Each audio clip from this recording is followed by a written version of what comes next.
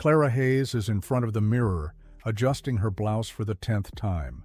The bright lights of the city outside are casting shadows across her messy apartment. She says to herself, "This is it. This is my moment." Her reflection looks back at her with a mix of determination and unease. She is thinking about all the questions she wants to ask Cillian Murphy tonight. She feels pressure to do well. She has spent years trying to get noticed in the film industry, and tonight she has been given the chance to talk to one of the most famous actors in the world. Cillian Murphy is known for being intense and mysterious. Clara feels excited and nervous as she goes into the busy hotel ballroom. The air is full of noise and the clinking of glasses. Clara feels excited and a bit out of place among the brightly dressed crowd. Her eyes look around until they find him, Cillian Murphy, sitting alone at a table in the corner. The light from the candles makes his strong face look gentle. For a moment she stops, her heart beating faster as if it wants to escape her chest. Then she forces herself to go to him. She hopes that she looks like she feels like she's got to do something, but she's not sure what. She takes a deep breath and, with her notebook in her hand, she walks over to him. She says her name, but she's not sure if he's listening. She feels like she's got to do something, but she's not sure what. She says her name, but she's not sure if he's listening. She feels exposed and vulnerable, as though he can see through her carefully constructed facade, which only heightens her anxiety. She begins firing off questions about his career, his process, anything to fill the silence between them. Instead of answering immediately, he simply listens, his expression calm, yet inscrutable, leaning back in his chair as if giving himself space to observe her more closely. Just when she thinks she might actually be getting somewhere. But then, suddenly he stops talking, stands up and walks away, leaving her shocked and embarrassed. The other journalists around her start to gossip, some amused, some kind. Clara feels her face burning with shame and she starts to cry. Her hands shake as she collects her things and quickly leaves. Clara feels shocked and embarrassed. She can't believe what she has just done. She looks at Cillian as he stands up. She wants to ask him how he feels about winning, but she can't speak. He looks at her with his deep blue eyes. Then he walks away. He doesn't say anything. The other journalists are shocked and embarrassed too. They start to whisper about Clara behind her back. Champagne glasses, some smirking at her misfortune, while others pretend not to notice, but clearly do. Clara feels the heat rising in her cheeks as tears well up in her eyes, her hands trembling so violently she nearly drops her notebook, the weight of failure crashing down on her like a tidal wave as she stumbles backward, clutching the edge of the table to steady herself, her thoughts spiraling into chaos. What did I do wrong? Was it something I said, or is it just me? And the room seems to blur around her as the noise of the party grows distant, muffled by the pounding of her heart in her ears, each beat echoing louder than the last until she can't take it anymore and pushes through the crowd toward the exit, her heels clicking sharply against the marble floor as she flees the ballroom, desperate to escape the suffocating atmosphere and the pity. People are looking at her, and she feels embarrassed. When she gets outside, she leans against the cold brick wall of the hotel. The cold air feels nice on her face, but she doesn't feel better. She feels sad and angry. She had one job, one chance to prove herself, and she messed up. She feels ashamed as she thinks about what happened, wondering if she could have done more to keep him there. But she can't stop feeling that this wasn't just about her performance as an interviewer. Maybe it was something deeper, something she doesn't fully understand yet. As she stands there alone under the dim glow of the streetlights, tears streaming silently down her face, she realizes that this isn't just about losing an interview. It's about being seen, truly seen, and coming up short. The thought terrifies her. Clara walks back to her apartment, feeling the weight of the night on her shoulders as she slams the door. The sound of the door slamming echoes through the apartment, reflecting her frustration. She throws her notebook onto the table. On the coffee table, The pages open to reveal the questions she had prepared for Cillian, each word a reminder of her failure. She walks around the room, her thoughts racing. Why did he leave? Was it me? Am I not good enough? She keeps going over and over the same painful questions in her mind. Then she sees her reflection in the window. Her face looks pale and tired. Her mascara is smudged from crying. For a moment, she just stares at herself. She sees someone different from the ambitious journalist she has worked so hard to become.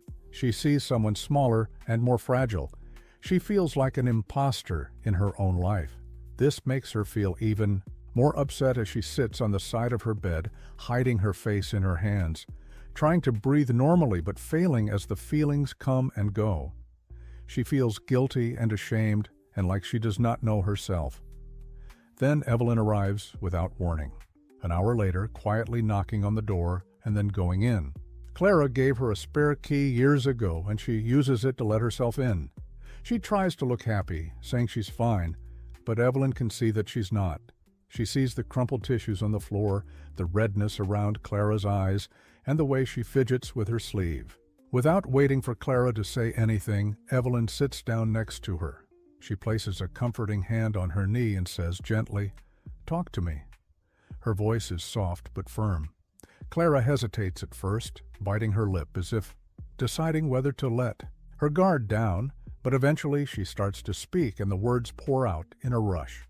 She pours forth all the emotions she has been holding inside, about how she feels like she's always chasing something she can never quite reach.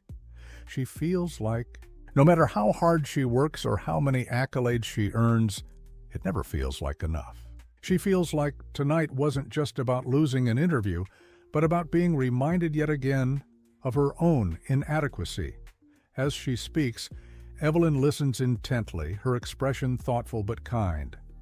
When Clara finally runs out of words, her voice hoarse and trembling, Evelyn leans back slightly and says quietly, Have you ever stopped to ask why?" The question hangs in the air between them like a challenge, forcing Clara to pause and think. Maybe she's been chasing validation, not because it fulfills her, but because she's afraid of what might happen if she stops. The realization hits her like a punch to the gut, leaving her breathless and shaken as Evelyn adds softly, "Sometimes the things we're running from are closer than we think." Clara feels a lump in her throat, her vision blurring with tears as she looks down at her hands, clenched tightly in her lap. She wonders if her sister is right. Maybe this isn't just about Cillian Murphy walking out on her. Maybe it's about something much deeper, something she's been avoiding for far too long. Clara sits alone in her living room, which is dimly lit. It is hours after Evelyn has left. She stares blankly at the TV screen where a film by Cillian Murphy is playing softly. The volume is low, but you can hear him. His voice is calm and measured. His character is delivering a monologue about how silence can sometimes speak louder than words. Clara has seen this movie before, but she feels differently now. It feels like the scene was written just for her. She stops the film mid-sentence, rewinding it to catch the line again. "There's power in what we don't say, in the spaces between the noise." Her heart skipping a beat as the words sink in, resonating deep within her chest, like a truth she's always known but never fully acknowledged. And she leans forward, elbows resting on her knees, her mind racing with possibilities. What if he wasn't dismissing me? What if he was trying to tell me something? The thought took root slowly as she replayed the interview in her mind. This time, she noticed details she hadn't noticed before, like how he listened intently, his gaze steady and unwavering. It wasn't judgmental, but almost cur. He was listening intently as if trying to understand her, and suddenly, the pieces of the puzzle start to come together in a new way, creating a picture that's still blurry, but starting to make sense. She grabs her notebook from the coffee table and flips through the pages until she finds the note she'd scribbled that night. She underlines parts of their conversation that now seem full of meaning. She had written things like being real and paying attention to what isn't said. As she writes quickly in the margins, connecting things she hadn't noticed before, a flicker of hope begins to grow inside her. Small but undeniable, it pushes back against the weight of shame and self-doubt that has consumed her since the walkout. She finds herself wondering, not just about Cillian, but about herself. If maybe this moment wasn't meant to break her, but to teach her something, to force her to confront the parts of herself she's been ignoring. And when the first rays of sunlight creep through the blinds hours later, she's still sitting there, surrounded by crumpled drafts and empty coffee cups, her mind buzzing with ideas and questions and possibilities. She doesn't have all the answers yet, but she feels lighter, like a burden has been lifted, even if only a little. She knows that this is just the beginning, that there's more work to be done, more truths to find. For the first time in days, she feels like she's moving forward instead of standing still, like maybe she's onto something real.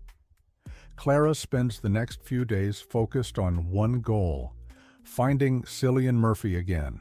She doesn't need closure or to be vindicated. She feels like there's something unfinished between them. After looking at social media and entertainment news sites, she finds out he'll be at a small film festival in Ireland. She doesn't give herself time to think too much about it. She buys a last-minute flight, quickly packs, and leaves her unfinished. Emails and calls from Gregory, who is waiting for her next big story.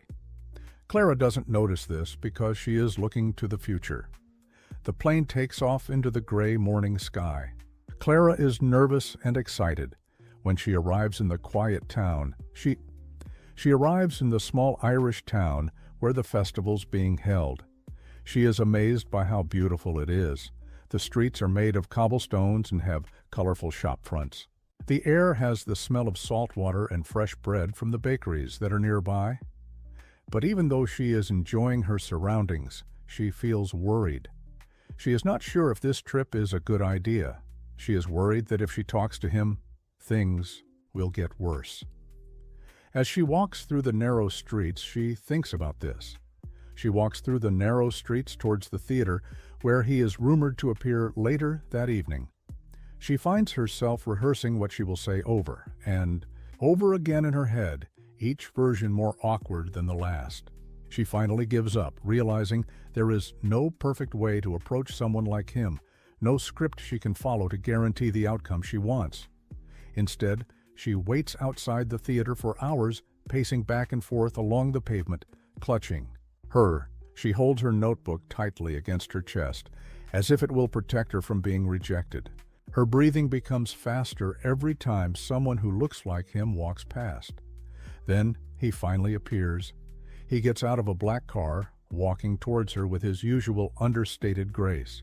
She stops mid-step, her heart beating very fast as she watches him adjust his coat collar and look around quickly before he walks towards the entrance.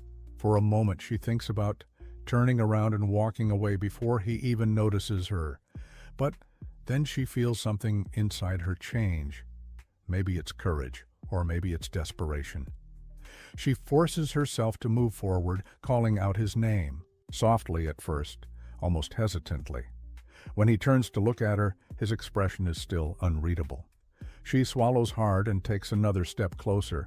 Her voice is trembling slightly as she says, "Mr. Murphy, I know this might seem strange, but I need to talk to you." Cillian turns fully toward her now, his eyes locking onto hers as if trying to decipher the sincerity behind her words. For a moment, Clara feels exposed all over again, like he can see straight through her carefully rehearsed introduction to the storm of emotions swirling beneath the surface. Instead of walking away or brushing her off, he nods slightly, gesturing for her to. They go to a quiet corner of the theater's lobby where they won't be disturbed by the growing crowd. As they sit down, Clara feels her nerves tighten even more. Her hands are gripping the edges of her notebook so tightly her knuckles are turning white. She is struggling to find the right words to begin, but before she can, Cillian leans back in his chair, folding his arms loosely across his chest, and says in that calm, measured tone of his, "You've been thinking about our last meeting," not phrasing it as a question, but as a statement, as if he already knows exactly why she's there. This takes her aback for a second. Does he always do this? Read people so easily? But then she nods slowly, takes a deep breath, and replies, "Yes, I didn't understand at first. I thought maybe I'd done something wrong, said something to offend you. But then I started thinking differently." Her voice faltered slightly as she looked at him, searching his face for any sign of judgment or impatience. But there was none, only that same steady focus, that quiet intensity. This makes her feel both seen and worried all at once. And emboldened by his silence, she continues, "I realized maybe you weren't ignoring me. You were teaching me something," the admission spilling out before she can stop herself, leaving her cheeks red with shyness as she adds quickly, "About listening, not just to others, but to myself. And I wanted to thank you for that." And as the words, they are both silent for a moment, and then Cillian tilts his head to one side and looks at her. He seems interested and happy with what she is saying. After a long time, he speaks gently. "Silence isn't empty. It's full of things we're often too afraid to face." His voice is serious and makes her nervous. Clara nods yes without thinking, and her mind races. As she thinks about what he has said, she realizes that it is true, not just for her career, but for her life. When she finally speaks, her voice is steadier and more confident. "That's exactly it. That's what I've been learning lately. Every time I try to fill the silence with noise, I lose sight of what really matters." She is surprised. Cillian smiles slightly, which makes him seem more friendly. He replies, "You may be further along than you think." This is a compliment which makes her feel grateful. She realizes that this conversation is about more than just explaining his actions. It is about connecting with someone. They don't need words to understand each other. After a few minutes of silence, Clara feels a sense of clarity. She thanks him and leaves. On her way out, she notices that his last words are still in her mind. Sometimes the hardest truths are the ones we already know. Clara steps out of the theater into the fresh evening air, the cool breeze touching her face as she takes a deep breath, feeling lighter somehow, like the weight she's been carrying for so long has begun to lift. And as she walks back towards her small inn on the edge of town, she finds herself thinking about every word of their conversation, each sentence hitting her more deeply than the last. Silence isn't empty. It's full of things we're often too afraid to face. This truth settles over her like a revelation, making her think not just about her career, but also about her life. She has spent years filling every moment with noise, chasing fame and approval to drown out the quiet voice inside that whispers, "Is this enough?" For the first time, she lets herself listen to that voice. Really listen, and what she hears isn't fear or doubt, but clarity, the realization that success isn't about external achievements, but about being true to herself. When she wakes up, the next morning in her tiny rented room overlooking the hills, she feels a sense of purpose. She hasn't felt this way for years. Her thoughts are no longer about Gregory's deadlines or Evelyn's critiques. Instead, she is thinking about how she wants to live her life in the future. Over the next few days, she makes some small changes. She calls Evelyn and says sorry for not talking to her for a long time. She says that her sister was right about needing to relax and think about things, her priorities. Her sister teases her gently, saying, "Took you long enough?" and invites her to visit, promising to cook her favorite meal, which makes Clara laugh for the first time in weeks. This laugh feels like a release. Inspired by this new connection, she decides to tackle other areas of her life too, beginning with her cluttered apartment back home, where she spends an entire weekend sorting through old files, and she throws away old trophies and certificates that used to mean a lot to her, but now don't. She puts up photos of her loved ones and notes from friends who have always been there for her. As she changes the way she arranges her apartment, she also starts to think differently about her job as a journalist. She wonders if the stories she's been chasing are the ones she really cares about, or if she's just chasing attention. One afternoon, while she has been sitting at her desk, surrounded by unfinished articles. One afternoon, she finally allows herself to write something different, something personal. She pours her heart onto the page in a way she hasn't done since college. She captures not just facts and figures, but emotions and reflections.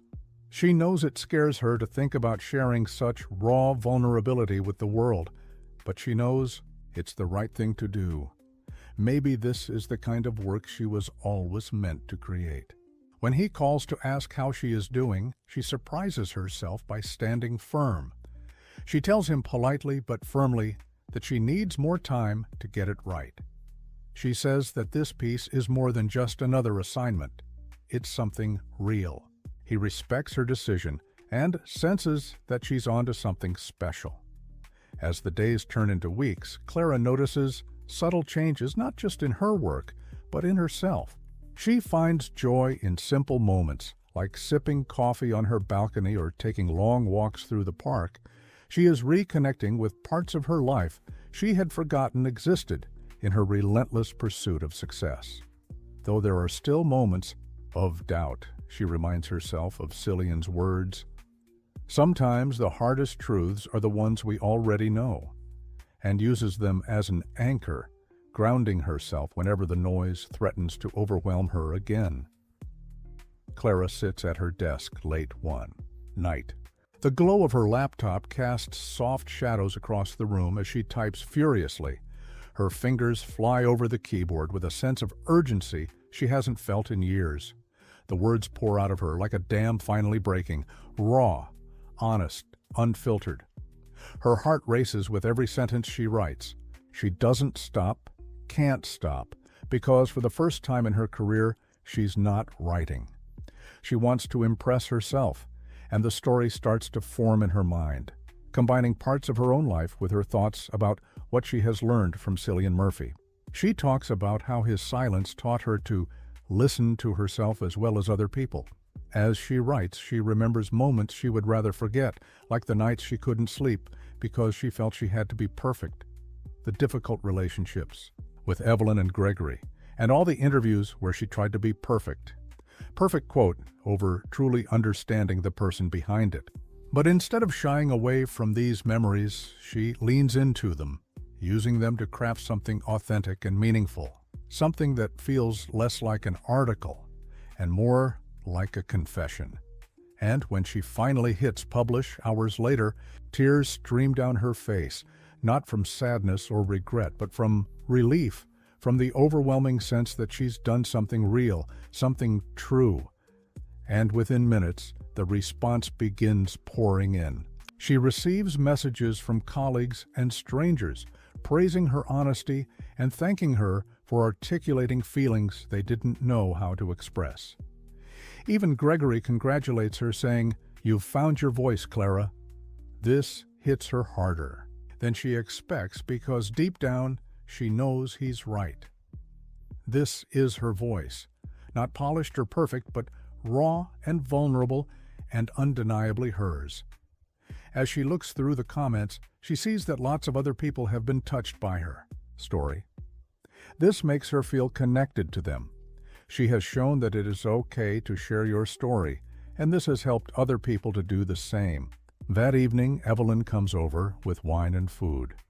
They spend a long time talking about everything and nothing. They laugh a lot and cry a little. They talk about things that they didn't realize still hurt. As they sit together on the couch, surrounded by empty containers and half-empty glasses, Clara feels a warmth spread through her chest. A quiet joy that comes not from other people's approval, but from knowing she's exactly where she's meant to be, doing exactly what she's supposed to do. When Evelyn raises her glass in a mock toast, saying, "To breaking patterns," Clara clinks hers against it with a smile, thinking to herself, "No, not just breaking patterns, building something new. Clara is on the rooftop garden of a modern, high-rise building weeks later. The city skyline is stretching out before her in a sea of twinkling lights. She adjusts the strap of her dress and takes a deep breath. The cool night air touches her skin as she looks around the crowd for a familiar face. Her heart beats faster when she finally spots him. It is Cillian Murphy, standing near the edge of the terrace with a glass of wine in his hand. He is tall and thin, and the soft glow of string lights illuminates her profile. Part of her wants to turn around and leave to avoid another awkward encounter, but something deeper inside her, a newfound sense of courage or maybe just gratitude, urges her forward. She makes her way towards him, slowly weaving through clusters of guests until she's close enough to catch his attention. When he turns to look at her, there's no trace of the unreadable distance from their previous encounter. On their first meeting, he smiles gently and nods to greet her. Instead of talking about what happened, Clara simply takes his hand and says, "Thank you for everything." Her voice is steady, and her words feel meaningful. Cillian looks at her for a moment, thinking, and takes her hand. He replies in the same calm tone she remembers, "You're welcome. For everything." Welcome, but this was your journey to take. His simple answer hits her like a wave, leaving her speechless for a moment as she thinks about how true his words are. She realizes that, while others can guide or inspire us, we must do the real work of growth ourselves. As they stand there together under the night sky, sharing a quiet moment of understanding, Clara feels a deep sense of... she feels peaceful. It's as if the missing pieces of a puzzle have finally fitted into place. When he lets her go and raises his glass slightly in a silent toast, she copies him.